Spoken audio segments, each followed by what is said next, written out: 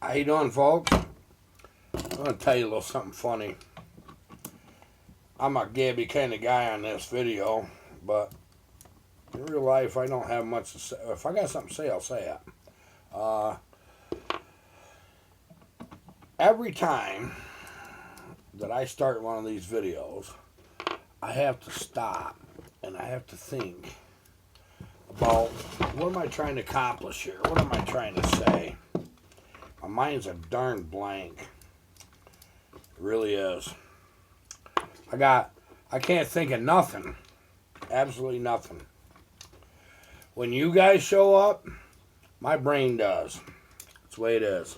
So, I guess I'm not going to try to rehearse or practice what I want to say anymore, as it don't work for me.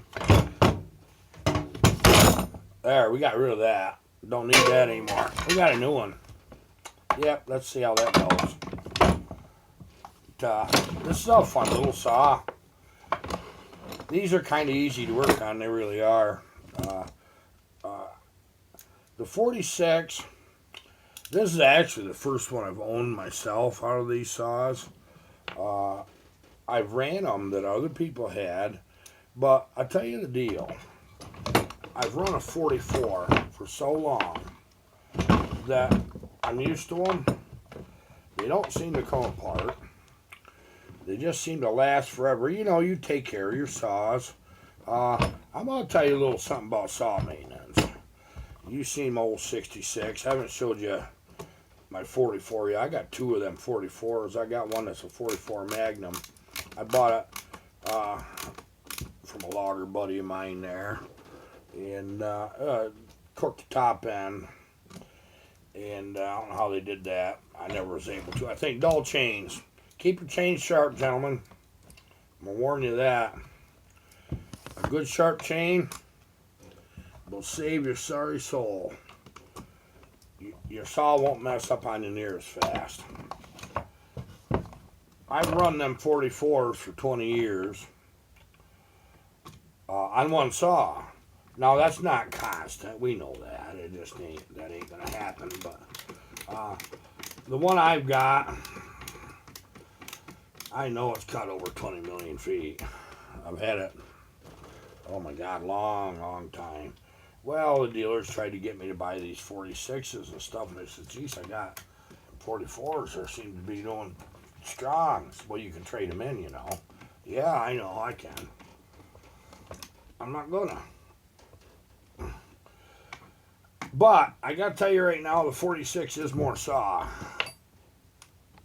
It's got more torque. It's just a little heavier. I think, in my opinion, that 44 is about the latest darn thing that's strong enough to actually cut timber with. I can tell you that right now. Been a wonderful, wonderful saw for me. Steel, thank you. You built me good saws. Now, I run this 46 just a bit. I'm starting to get used to that. I like the power delivery real well on this. The 44, you got to razz them right up. And these seem to... Nice saw to... It's not exactly in the middle between a 66 Magnum and a 44. But it's definitely more than a 44. Especially this one. Okay. Then don't over tighten these bolts in the plastic. I'm gonna warn you of that. You get them just they're coarse thread. They're going in plastic. That ain't steel. You want to strip them out. You know how many saws that I get are stripped out. People just say, well, if tight's tight enough, then tighter's better, right? Okay. Got my new handle on. Check this out. You know, I like these handles for one reason. We do a lot of logging gloves on. You know that. Winter gloves are even heavier. This is coarse. These are rugged. They're $34 through Wolf Creek, okay, for these saws right here. They don't give away the OEM handle. They don't, and they're smoother. I toss that one clear over the corner. Here it is. See that they're fairly smooth. I like that grip. I'll tell you, you want to maintain a handful of saw. That's how you get it right there. These are a Highway brand. Over the years, just like any other company, if they're listening to input, which they do, their products have got better. There was times when in the past, if you could have gave me a Highway bar, and I wouldn't have took it. I'd have told you to waste my time. New chain brake handle. I'm not going to do this on video because I'll probably get to cussing before it's done. You know, the springs get flying and you're dropping screws and that kind of thing. I don't want to embarrass myself, you know. Hey, I'm going to pick you up just a minute. I'm going to show you something right here. Curtis, buddy. Look at this. What do you think? I don't have a magnet yet, but boy, he just looks like he belongs right there, don't he? Yeah, I was pretty happy with that. That, you know, you give me $1,000. It wouldn't mean nothing to me. I mean, it would. It would help channel a lot, but I don't need that. Some little thing like this iron horse, it hits me dear in my heart. That's what the whole deal is. That's a true gift right there. That's just little things. Little things mean everything. Okay, $3.94. I'm gonna see if this thing will embarrass me on video. Sooner or later, something will. I'll tell you what. If it does, you'll see it. I ain't editing it. Just ain't gonna. So looking forward to buck and stock. I don't know if I'll have this saw done for buck and stock or not. I'm kind of tangled up. I got Yank Doodle saw to put together. That's a total build from one end to the other, and it looks like we got all the parts in finally. Jesus, the bearings took a while to get in. They really did. I was a little surprised about that, but it is what it is. So we've got where we can edit videos to a small degree. I'm industrially challenged when it comes to that. I really am. You just wouldn't believe what it's like in my little world. I'm a nuts and bolts guy. I've said it. I'm going to say it again.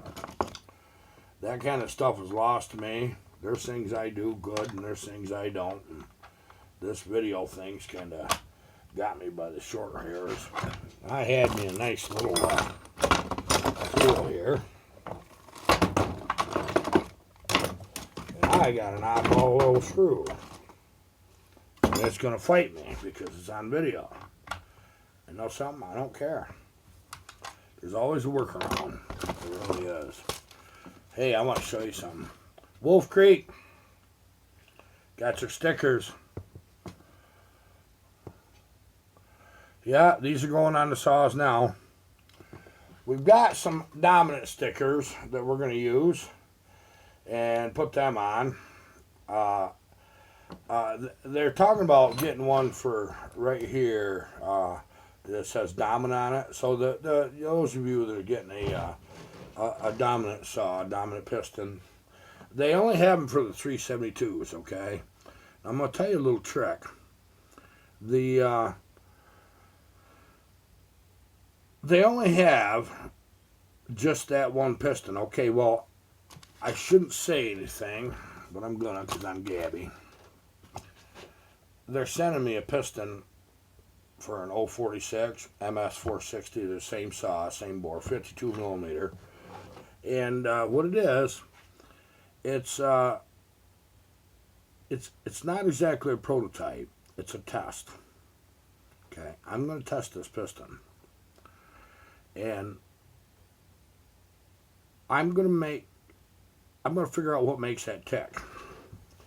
Now, I didn't want to hot rod this little old 46 I got, but I'm going to order a new cylinder from Wolf Creek Supply, and I'm going to put that dominant piston in that.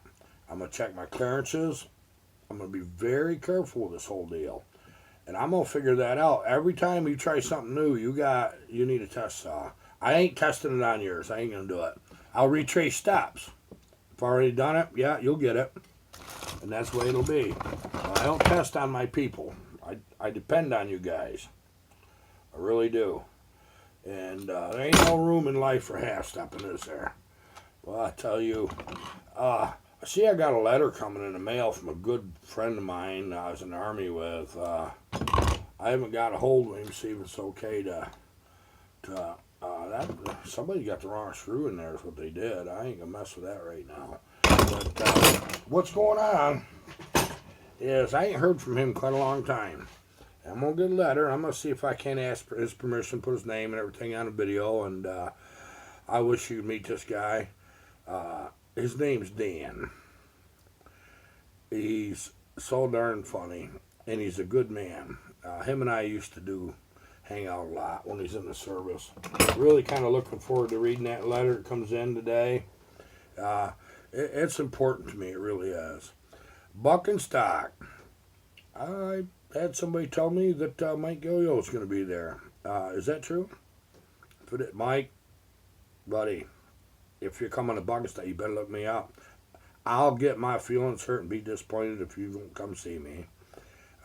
We'll talk straight out. It's getting much closer, and I'm happy. I really am.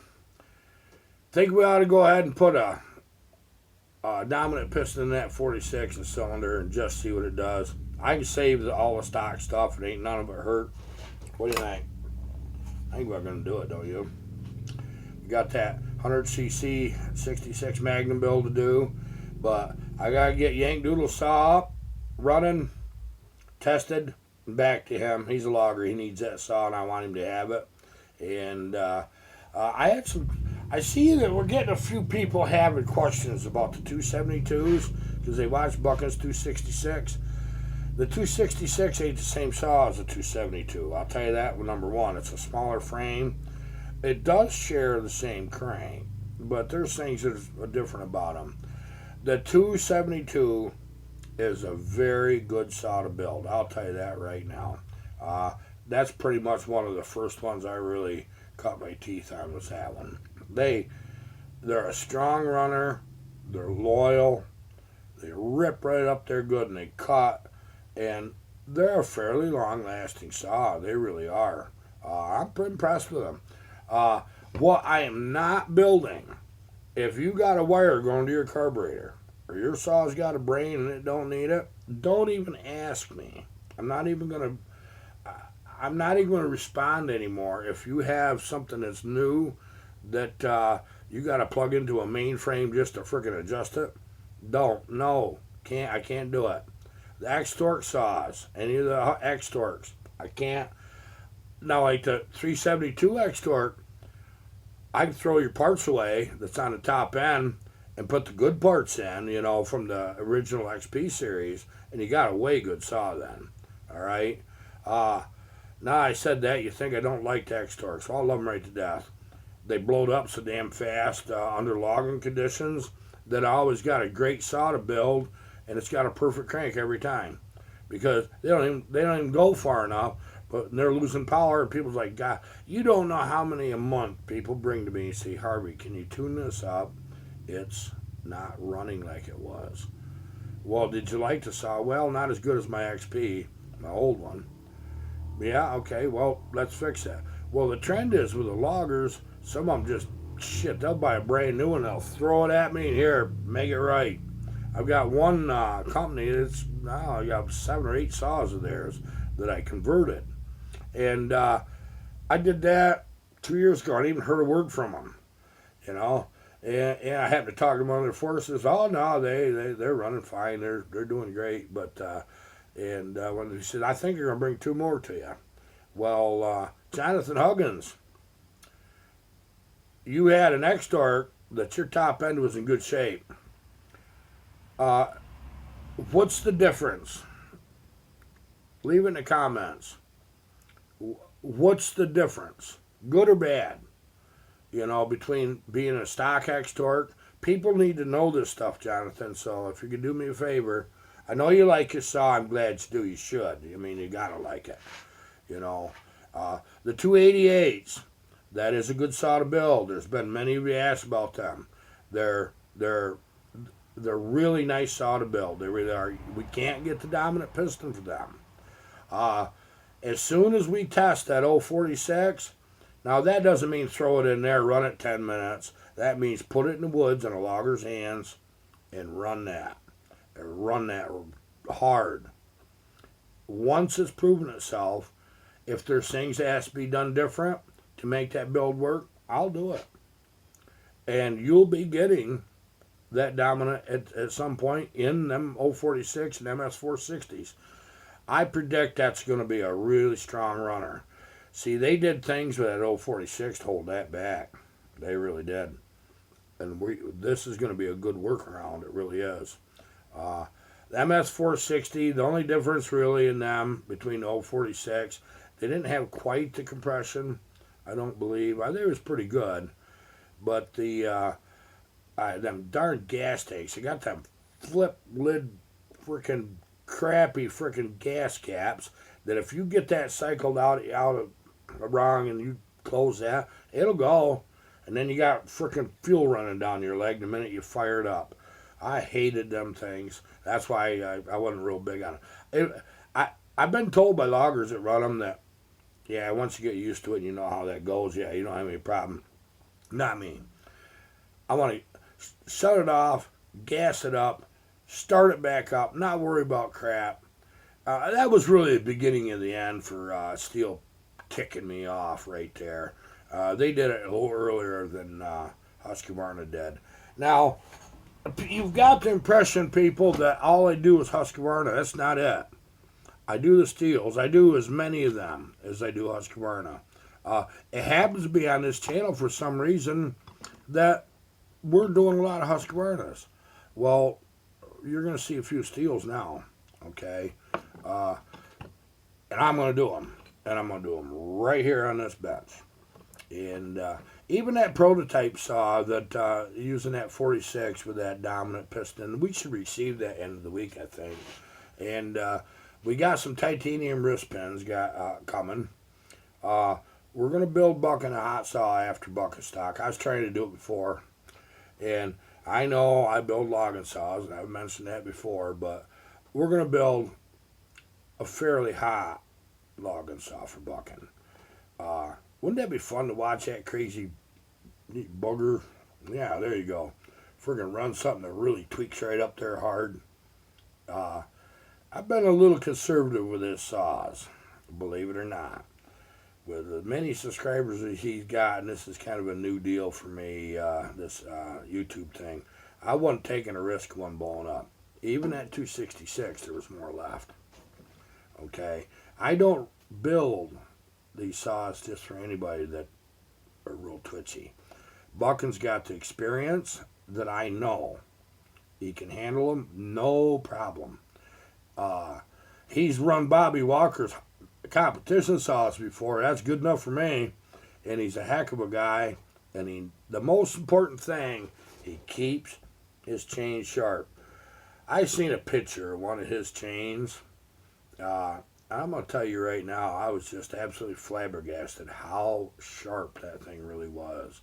That, when he grinds that, chisel grind like we flat file in, he showed me under a picture underneath tooth. I said, geez, you don't need one. You got a grinder set up to do that? I said, I'm really freaking impressed. I said, my God. I said, that their wood out there is tough. Someday I'm going to cut some of that, and we're going to see. But this hot saw that I'm building for bucking is going to have ceramic bearings, dominant piston. That means stock bore. There ain't no big bore to it. Just we're running 71cc saw, and it's going to have titanium wrist pin. Every 20 tanks of gas, you got to pop the cylinder off, change that wrist pin. The weight savings is big on that rotating assembly. You would be dumbfounded every 100 RPMs that you increase a saw, how much more weight is in that piston having to change direction so fast. And the more RPMs you run, the more weight that is. So you got to save it where you can. And we're going to do it right here live, I'll tell you. I wish there was a way that I could just sit right there and take about an hour and assemble one of them right in front of you guys. Because The port work's what takes a long time. That takes a good strong day because I check things. Those of you got a few of you guys are starting to port. I'm so proud of you, and you're blaming it on my videos, and I'm glad of that. Makes me feel good.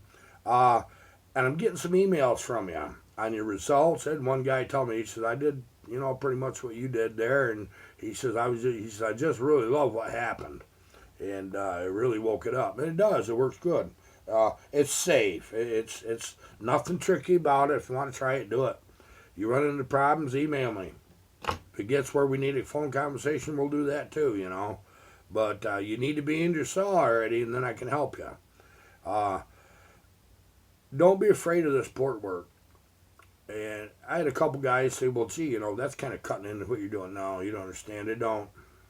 No. I get a lot of calls and emails about saws every day. It's a drop in the bucket. We can't do them all. You know that. It's not that I pick and choose. It's just like as I can, I'll get to them. I won't take only just so many saws at once in here. It just ain't gonna happen.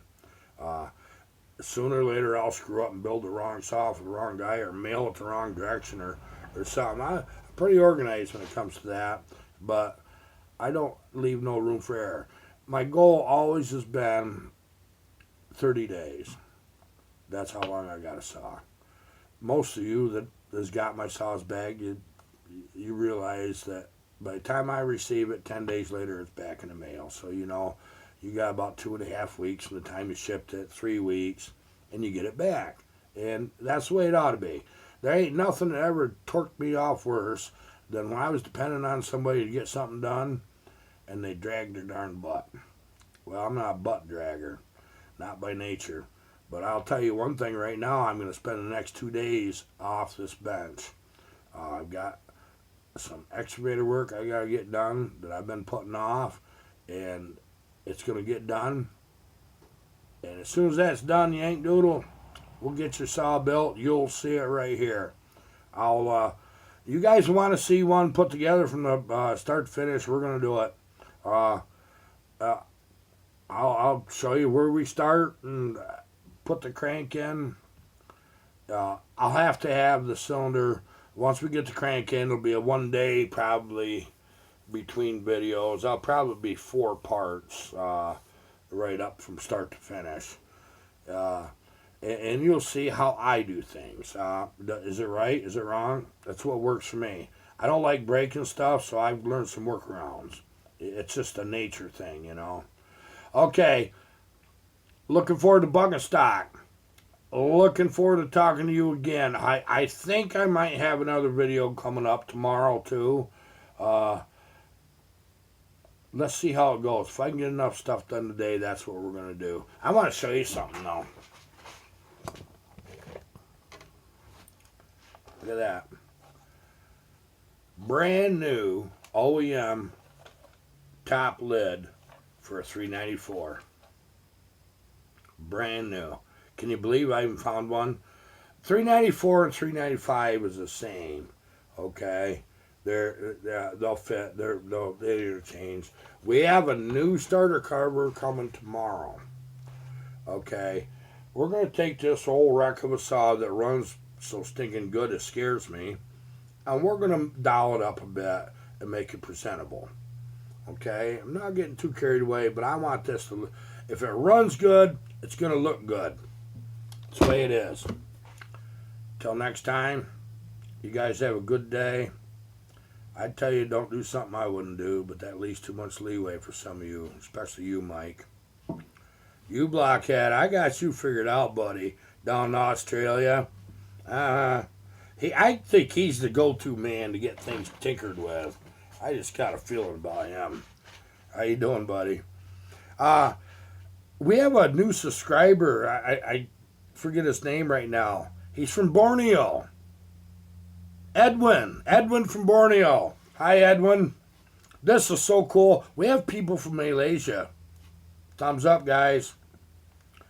Yep, sure do. Of course, Norway, Sweden, there's a lot of chainsaw stuff going on there. We got you guys, too.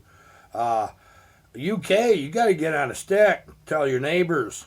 Australia, they freaking passed you, man. We got more people from Australia to the UK, and I'm English, all right. My last name's Drake. You know, we got a little family history there. We got I don't know how many knights in our family from back then, but that don't count for me. Uh, I heard that our English cousins don't want us Americans over there freaking bugging them, and I don't blame them one bit. I wouldn't want to be bugged either. But I'm gonna go there one day. I was over the UK one time, but I didn't get to see none. They wouldn't let us when I was in the military. Uh, we done a little training exercise with the British SAS, and it was my pleasure to be able to train with you guys. Any of you that were SAS, thank you. Uh, they have the most beautiful little fighting knife. I mean, it looked like a little sword. It was just beautiful. Well, this one SAS guy wanted to trade one of an army bayonet for one of their knives. Oh my goodness sakes! I took it up in a second, and I did it. And now I don't know where it is. I got a funny feeling that one of my friends might have thought they needed it worse than I did. But the thing was gorgeous. Yeah, rappelled down the cliffs of Dover is one thing we did, but I didn't get to see England. Before I die, I want to see England and Scotland and Wales. I don't want to go into cities. I'll tell you right now. I just soon rent a little car and learn how to drive on the wrong side of the road and just drive around and look at things. I don't want a plan or a road map. I just want to drive. You know, that's what I want to do. I'm going to do that. So get your frickin' subscriptions up. Tell your buddies. Give us thumbs up. I found out how important that was. That's big. The more thumbs up we get, the more views we get, the more people get to share this. You know? Amen. Okay, thank you so much, people.